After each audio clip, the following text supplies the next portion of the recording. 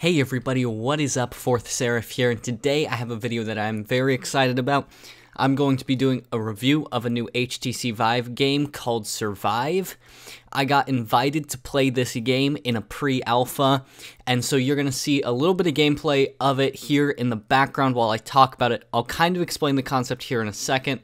But I was playing this with one of my friends. He was in the room with me, helping me out through this game, and I really had a great time. It was an awesome opportunity to get to play this game early. It was really fun, and I do want to let you guys know that I'm not getting paid for this or anything. Obviously, who wants to pay me to review anything? I don't get paid for crap. If I did get paid, I would do that, but I don't. So this is my honest thoughts, 100% authentic, so you guys know that I'm not trying to be skeezy or anything. This is what I really actually think about this game. So let's start out with some of the things that I thought were really cool about this game. It's definitely got an interesting feel to it. It's kind of a sci-fi game, but you go on all these different missions throughout kind of time and space to these different things to look for stuff. So this is kind of a mystery, puzzle solving game. You're trying to find clues to figure out how to open doors, find things, look for stuff, and it is actually pretty challenging. I had a couple times was just so confused on what to do, but I did end up getting through this game, so it's not impossible, but it was difficult, which is good because a game like this doesn't always necessarily have a huge replayability factor.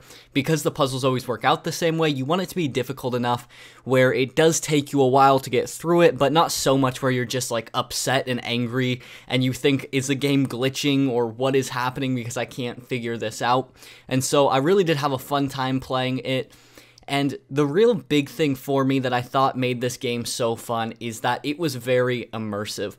I kept offering my friend to take a turn to play a little bit, switch on and off, and he the whole time was like, nope, this is too scary, something's gonna jump out, I'm gonna pee my pants, I'm not playing this. And so I just played through the whole thing, and he just watched on the computer monitor and kind of helped me out.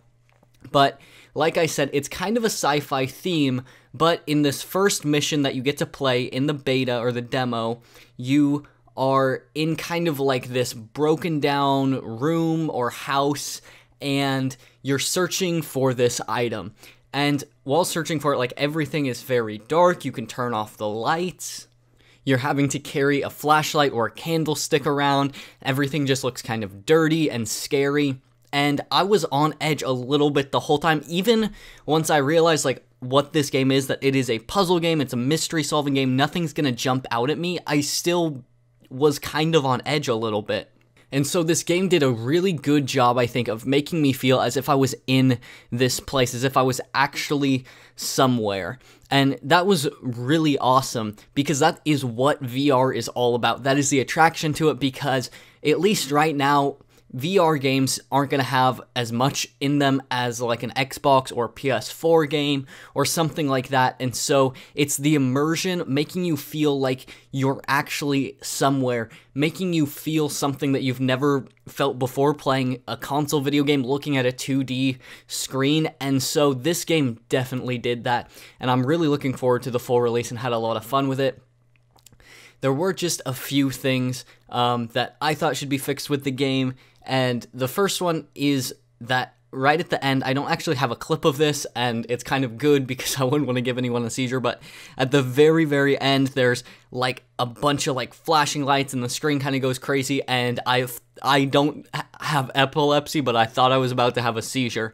And so that's something that actually a lot of VR games like to do, and a lot of them have seizure warnings on them, which I don't know why that tends to be something that they want to do, but is probably something that is going to turn some people off, because I know if my parents were ever wanting to play or something, I'm not going to have them play this game. I'm going to have them go play something more, relaxed, that's not going to be too bright and flashy and in their face and all the screen going every which way and stuff like that. But really, besides that, I don't have anything negative to say about this game.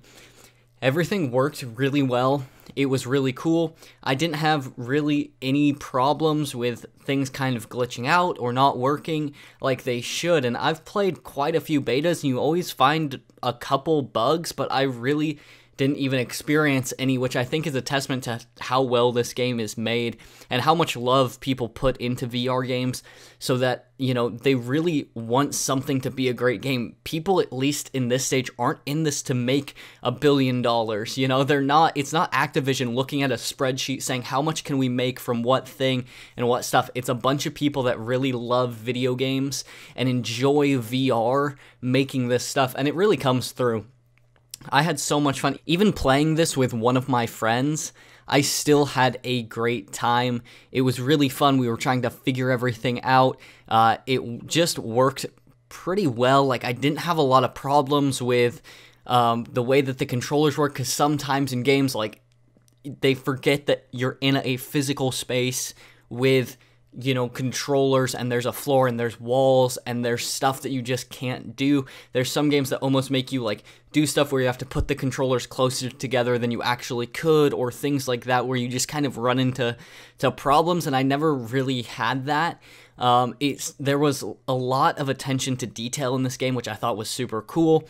All of the books were titled and had writing on them, and there were posters and a bunch of stuff that really made it feel like you are in this house that some sketchy person actually lives in, and this is a dangerous place and a place you don't want to be. When all the messages would pop up on screen from your kind of like commander and the guy who's like sending you to this place to search for this item, and he would be like, "Don't move, hold still, hurry up." I felt tense. I felt like I have to hold really still. Okay, I have to hurry up and find this thing. And so overall, if you guys have a VR system, the HTC Vive, I would say that this game, Survive, is definitely going to be one that you're going to want to pick up once it's released. I really had a fun time with this game. I'm really excited for the full release. I'm hoping to be able to get that and do a walkthrough for you guys. That would be something that I would really enjoy, because I love VR games, and this is so different than any other VR game that I've played on the Vive that I was like super happy.